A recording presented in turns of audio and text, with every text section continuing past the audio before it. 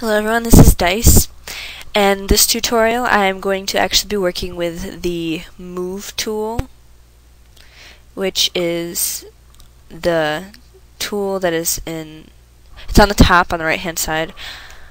I don't remember where it is in CS if you have it minimized where it's just one line versus the two rows here. But you can also select the tool by clicking V. There's multiple tools you can select by hitting the letter on the keyboard. This one is V. I'm gonna create a new doc to show you some things the Move tool does. This is gonna be a really quick, simple tutorial because there's not a lot involved with this tool. But I figured, well, I have some time and I haven't put up a lot of videos lately, so I might as well go through each individual tool a little bit. This isn't really a tutorial. You can try and do this, but you don't have to make a new document and go through this. I'm not actually going to make anything in this tutorial. It's just simply showing you what you do with this tool. I'm going to double click this layer, as I always do. First you'll notice that I have these boxes around when you first get Adobe Photoshop. It's not set to do that. It'll just be simply like this, but you can move it around, but you don't really see like any of the transformation tools. Show bounding box is right here.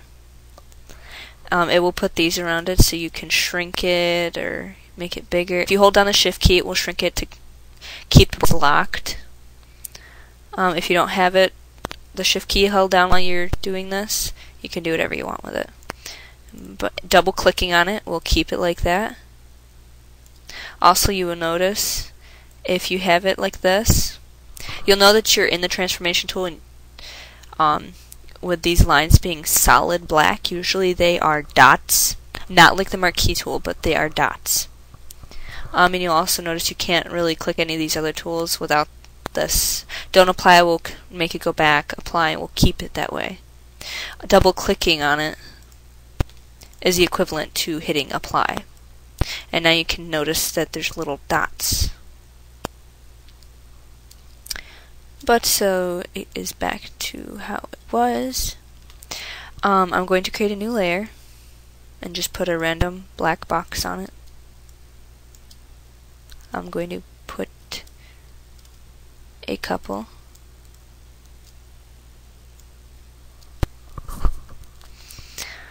There's another function on the Move tool, Auto Select Layer.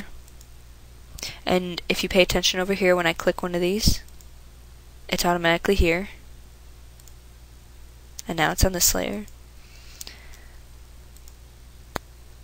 If you have this off, it's not usually on that.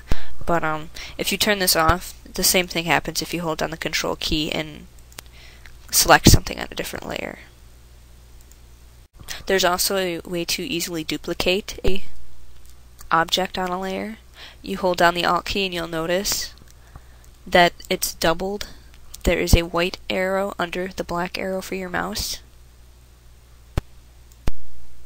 It will create a new layer, but it just exactly duplicated that square. They're exact replicas. And you can do this with any object you want, it doesn't really matter. And if you don't like them on the different layer, just hit Control E. That automatically merges a layer under it together. The Show Bounding box is pretty much the equivalent to the transformation tool, which is Control T. I'll just show you that. You could still move it around. The mouse is a little bit different. Still create different. The transformation tool works the exact same way as the Move tool when it has the Show Bounding box checked. Of course, if you don't like Show Bounding box, you don't have to have it there. You can still move things around. The other thing with the transformation tool is you will also notice X, Y, 100% width, 100% for height, and this is an angle. horizontal slant, and vertical slant. And to show you what these each do, I will edit them.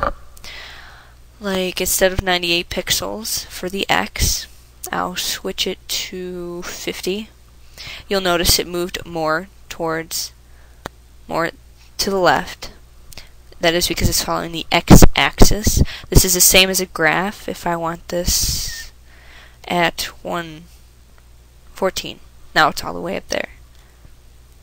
It considers this as your y-axis, and this is your x-axis. Different than when you were in school. Just think of this as one. You'll notice that it goes by the center of this tool. So that kind of gives you the area. It kind of gives you the feel for which plane of the graph you are working in.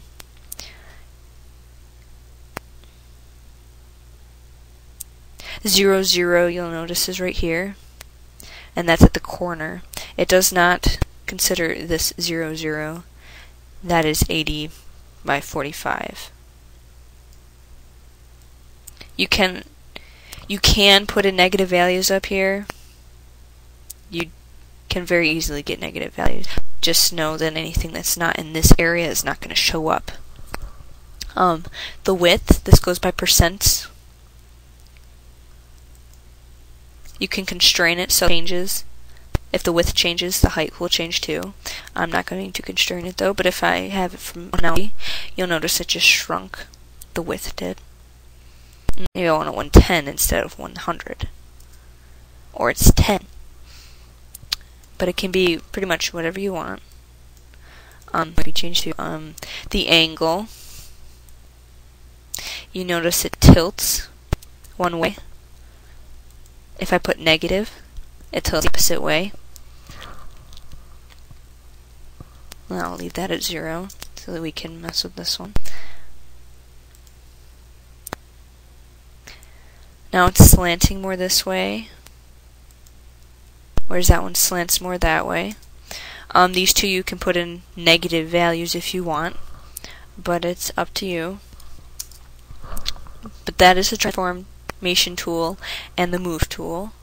I hope this tutorial helped everybody out or learned something new, and I will have a new video very shortly.